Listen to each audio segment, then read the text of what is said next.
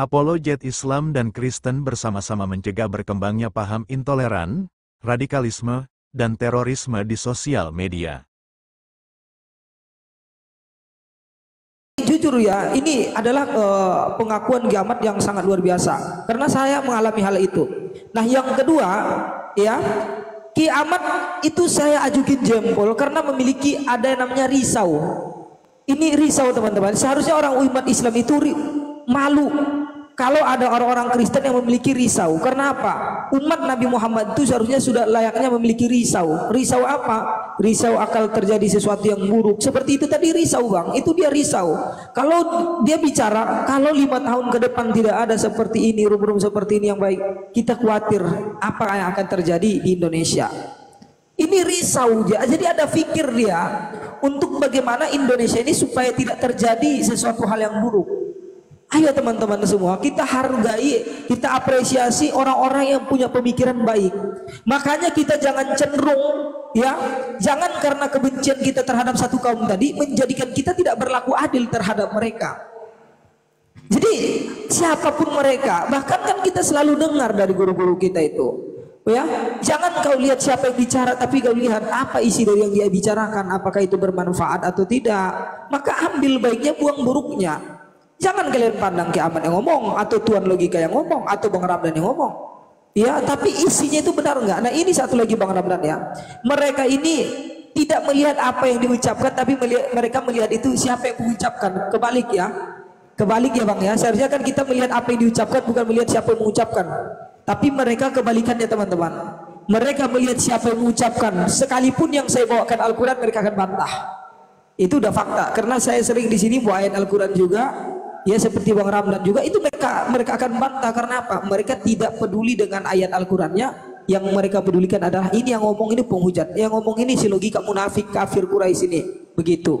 Ya sekian, terima kasih ya untuk kiamat. Terima kasih banyak bro, kamu itu udah luar biasa malam ini. Ya saya sangat apresiasi, terima kasih banyak. Mudah-mudahan mulai malam ini dan kedepannya kita bisa suarakan ke depannya nilai-nilai positif. Saya percaya ya, kita semua di sini tidak menginginkan keburukan.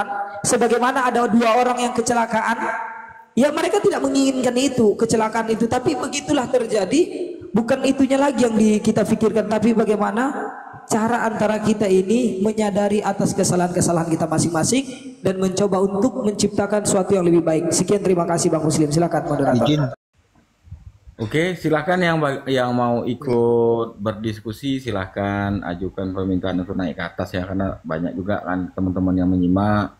Mungkin yang sudah ada unek-uneknya itu lama tentang dunia yang berkedok diskusi, padahal isinya hanya caci maki.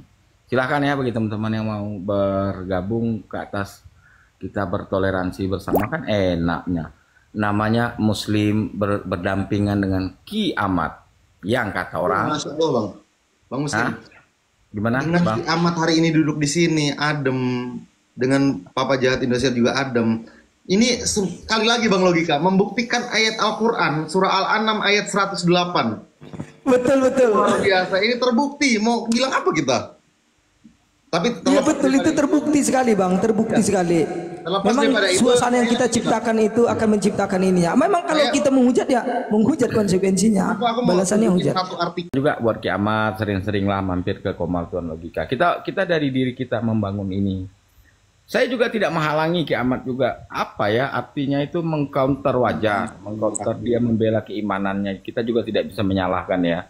Nah, kalau saya simpel aja, saya awam tentang agama, tapi saya meyakini bahwa kalau saya tidak menghujat sesembahan orang lain, insya Allah orang itu juga tidak menghujat sesembahan saya. Itu aja, sesimpel itu aja.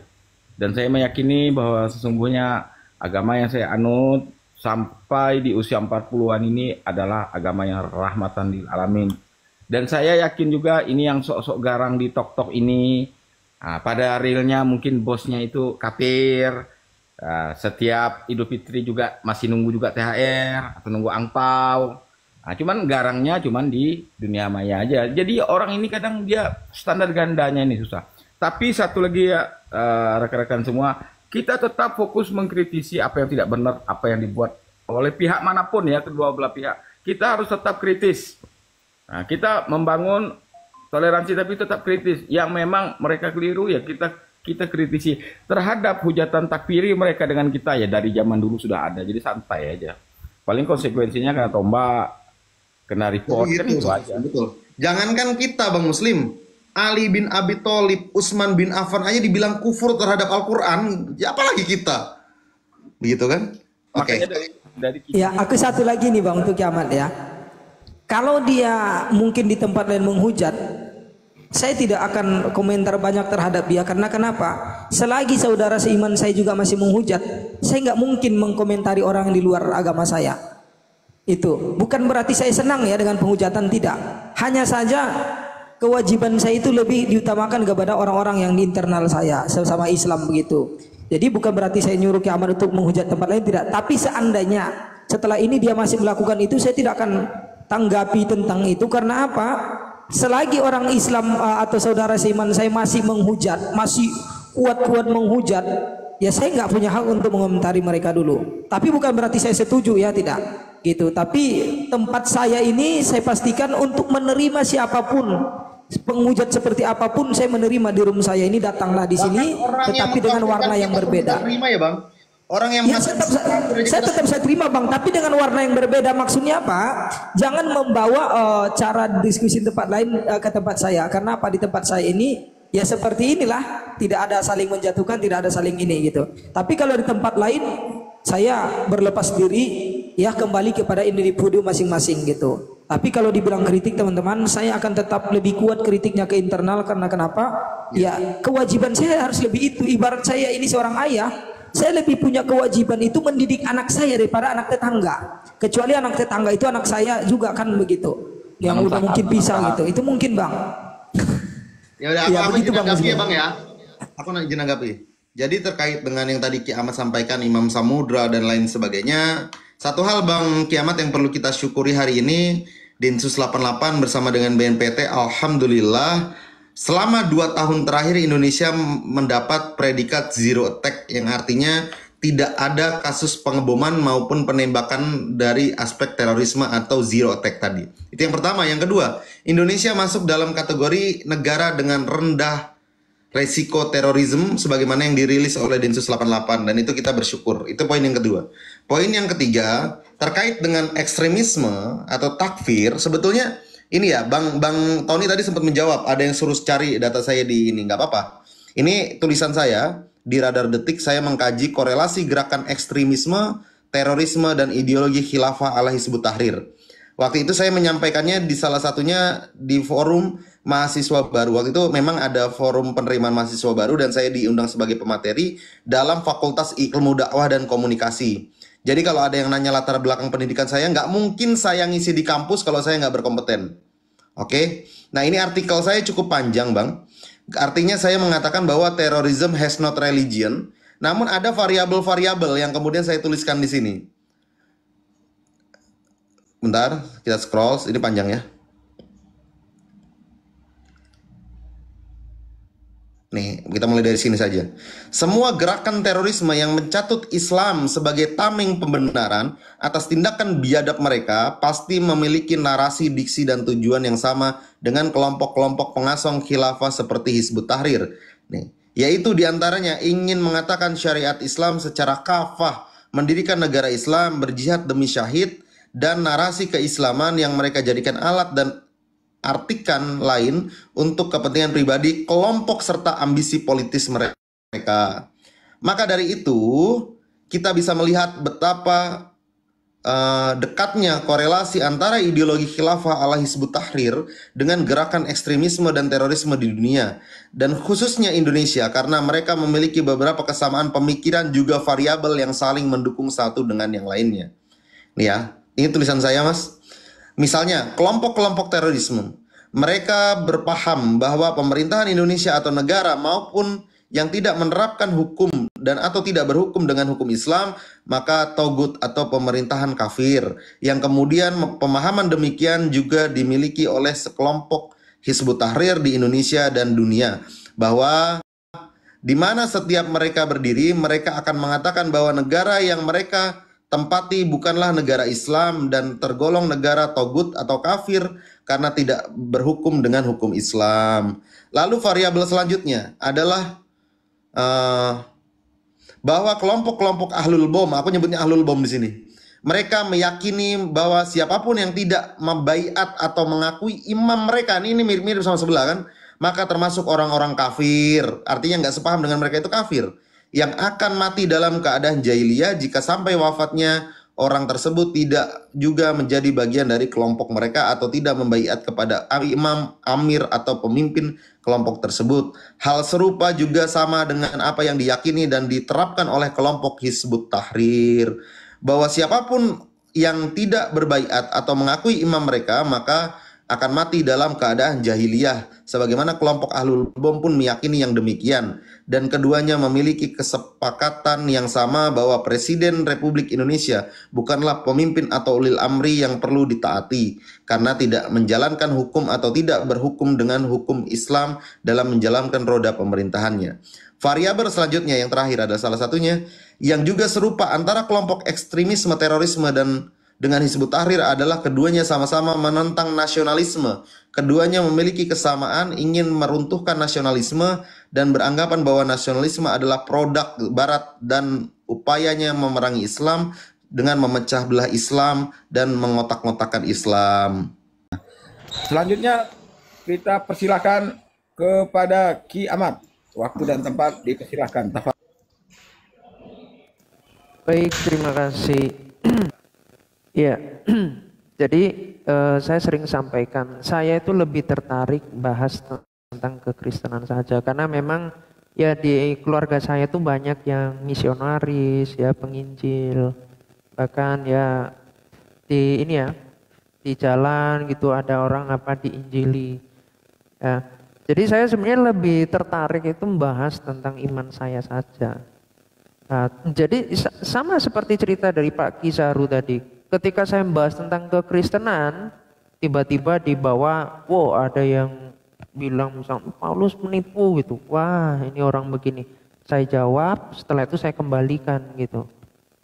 Dan saya pribadi sejujurnya, saya mengatakan ya saya tidak melakukan penghujatan. Seperti pada umumnya orang-orang polemikus pun mereka mengatakan seperti itu pada diri mereka.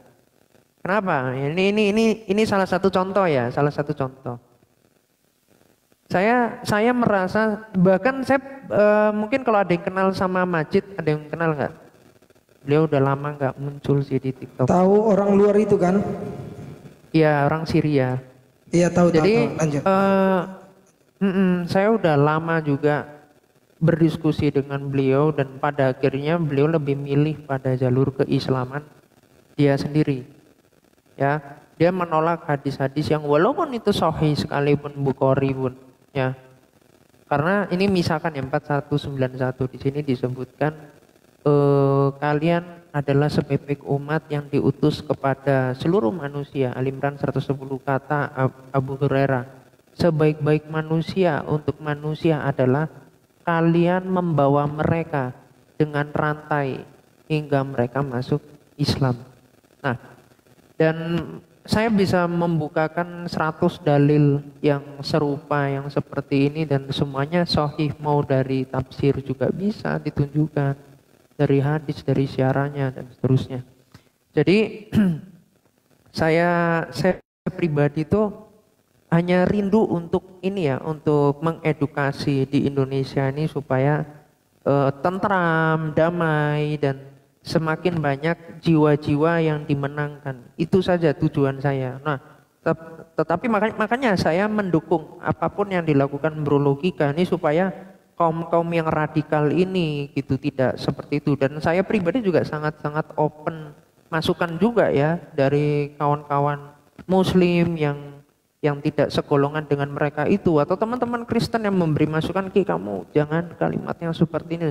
Nah, terkadang itu juga terbawa suasana juga gitu, misalkan lagi mau ini nih mau dibongkar nih kayak gitu. Makanya ya kalau saya pribadi saya tetap pada pada jalan saya yang pada akhirnya saya melihat penting untuk mengabarkan Injil gitu kepada seluruh makhluk ya di Indonesia ini yang terutama ini. Dan atas dasar apa ya? Atas dasar juga saudara-saudara Muslim tidak henti-hentinya ya para polemikus itu melakukan pembodohan. Ya, ayat yang sekiranya itu sangat-sangat jelas sekali di situ maknanya itu masih dibelokkan. Betul. Satu lagi yang saya benarkan ya, di setiap aktivitas yang dilakukan oleh orang-orang Kristen, memang dari saudara saya ini suka jahil sekali. Ya, bukankah di dalam Pancasila yang kelima, keadilan sosial bagi seluruh rakyat Indonesia, siapapun dia orangnya, selama dia masih warga negara Republik Indonesia, apapun agamanya, maka berikan hak mereka, teman-teman, berikan hak mereka. Keadilan yang dibutuhkan itu keadilan sosial bagi seluruh, bukan sebagian rakyat, bukan. Di situ dikatakan bukan untuk sebagian, tetapi untuk seluruh orang yang memang betul-betul lahir di negara Republik Indonesia kita ini. Ini betul Bang ya, betul sekali. Memang ada cara yang disampaikan Bang ini tadi Ki Jaru saya gitu, saya sepakat. Memang ini ada fobia-fobia agama. Ya dari Islam sendiri mungkin ada, dari Kristen sendiri juga ada. Tapi kalau saya lebih fokus kepada saudara Muslim saya ini luar biasa. Ayolah kita berikan hak mereka. Percayalah dengan kita memberikan hak mereka, justru mereka akan memandang Islam dari pandangan yang lain. Mereka tidak akan melihat pandangan Islam itu buruk, tidak. Mereka tidak akan lagi memandang Islam itu radikal gitu. Karena apa? Ini penyebabnya cuma satu. Yang dikatakan Bang Ramlan tadi, ayat yang mereka bawakan, hadis yang mereka bawakan itu sahih, nggak ada masalah. Tetapi cara mindset berpikir mereka, ya mereka menciptakan sendiri pemahaman tentang ayat tersebut, tidak melihat konsep dan konteksnya, sehingga apa yang terjadi? Ya kekeliruan. Itu ayolah ya teman-teman semuanya, yuk sama-sama kita bisa kok. Dan yang terakhir ini untuk Bro Kiamat. Saya hanya menginginkan Bro Kiamat itu kalau hadir di room saya seperti ini. Tapi kalau di tempat lain maka sesuaikanlah gitu. Yang jelas telinga saya tidak mendengar ya. Karena gimana pun sekali lagi, seandainya nanti keluar dari sini Bro Kiamat itu masih berbuat yang buruk mungkin gitu kan bagi sebagian orang, saya nggak ada tanggung jawab di situ gitu. Karena betul, selagi masih teman-teman saudara se-Islam saya masih menghujat, saya nggak punya hak untuk menasihati Kiamat, nggak punya. Kiamat janganlah kamu menghujat lagi. Sementara keluarga saya masih menghujat. Jadi gini, ada nasihat guru saya teman-teman kepada saya. Guru saya itu memberikan saya analogi, logika. Jangan kau mengajak orang untuk masuk ke rumah kamu dalam keadaan hujan lebat untuk berteduh. Sini masuk, saudara masuk sini ke rumah saya, ini hujan lebat ini, masuk aja ke sini. Sementara atap rumah kita di mana-mana bolong. Maknanya apa? Kemana kita pergi, kita tetap akan basah kehujanan. Jangan kau jual obat kurap logika. Kau katakan ini obat manjur, sekali pakai langsung sembuh. Sementara di mana-mana kurap, di muka kurap, di tangan kurap. Gimana orang bisa percaya? Maknanya apa teman-teman ya? Sekarang ini kalau saya berteriak kepada orang-orang Kristen, kepada orang-orang di luar agama Islam, kalian jangan menghujat, jangan menghina, sementara saudara-saudara saya dari Islam sibuk dengan menghujat, sibuk dengan menghina. Bagaimana mungkin mereka akan terima? Pasti mereka akan bilang, nggak usah kau sok-sok gini, lihat dulu keluargamu. Ujung-ujungnya seperti itu, dipulangkan kembali. Maka apa yang dilakukan oleh umat Islam itu adalah dakwah imaniyah. Ajak orang-orang Islam itu sendiri dulu, ajak mereka untuk meninggalkan perkara-perkara yang buruk. Ajak mereka kalau mau tetap diskusi, mau tetap debat-debatlah dengan diskusi yang sangat baik. Tidak usah lagi ada narasi-narasi yang menjatuhkan, menghinakan sesembahan orang lain. Jangan lagi ada seperti itu. Jadi ini sekali lagi saya ulang untuk Bro Kiamat, saya hanya harapkan Bro itu kalau hadir ke room saya tetaplah seperti ini sampai kapanpun. Tapi kalau Bro mungkin hadir di room siapapun itu, maka itu bukan tanggung jawab saya. Silakan, saya tidak menyalahkan. Karena apa? Selagi masih ada saudara saya menghujat, maka saya tidak akan melarang bro untuk itu. Tapi saya juga tidak, maksudnya saya juga tidak berarti menerima, tidak gitu. Intinya ya saya serahkan, silakan ya, karena kita ini, setiap kita manusia ini memiliki tanggung jawab terhadap dirinya masing-masing. Begitu ya teman-teman ya. Dan ini sekali terakhir untuk himbauan kepada saudara muslim, tolong teman-teman, ayolah di dalam Pancasila tadi, dari sila pertama ketuhanan yang Maha Esa, 2 kemanusiaan yang adil dan beradab. Mana kemanusiaan yang adilnya tadi? Adil ya bukan terhadap sesama kita. Banyak orang minta adil tapi keadilan hanya untuk internal dia, nggak boleh. Adil itu harus menyeluruh. Ya, beradab. Nah ini beradab lagi, mana adab kita, etika kita terhadap sesama kita dan terhadap orang-orang yang di luar agama kita. Kita harus punya adab, sehingga adab tadi menimbulkan rasa senang terhadap kita. Orang itu merasa senang lihat kita. 3 persatuan Indonesia ini kalau kayak gini terus kapan kita bersatunya? Kita ini udah menentang Pancasila sekarang yang saya saksikan. Bukan cuma agama yang kita tentang sekarang, Bang. Tuan-tuan yang mulia ya. Pancasila sekarang sudah menjadi musuh saya lihat. Persatuan Indonesia, sementara kita masih tidak bersatu. Sibuk dengan perbedaan, gimana bisa bersatu kalau sibuk dengan perbedaan? Begitu. Jadi ya sila pertama yang kena itu kita, sila kedua, sila ketiga dan sila kelima. Itu yang sangat kena fatal sekarang teman-teman. Jadi yuk kita pikirkan masing-masing. Kalau kita tidak bisa bersatu dengan suku, dengan bahasa, dengan agama, maka hendaknya kita bersatu di dalam negara Republik Indonesia yang kita cintai, yang kita sayangi ini.